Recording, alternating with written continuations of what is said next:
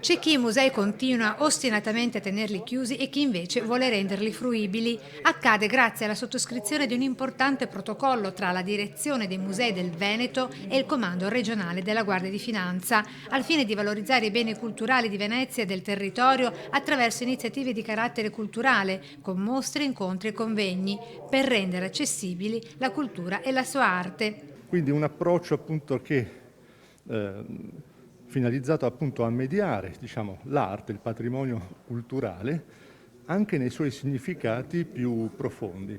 E allora si scoprirà appunto che ci sono tanti motivi, tanti temi per coinvolgere, per attrarre la curiosità e quindi sviluppare la conoscenza dei cittadini. Infondere cultura per condividere e praticare idee, ideali e valori con il binomio inscindibile cultura e legalità, perché la cultura prepara ciò che la legalità sancisce. Numerosi, infatti, i ritrovamenti d'arte recuperati sui fondali, anche a Caorle, dal nucleo sommozzatori delle Fiamme Gialle, la cui sede di San Polo racchiude un importante scrigno d'arte, accessibile a quanti lo vorranno. Oggi l'offerta diventa ancora più ampia perché con la sottoscrizione della convenzione con i musei veneti c'è la possibilità di avere opere che altrimenti non sarebbe possibile vedere e si potranno vedere proprio qui in città nella sede di Campo San Polo.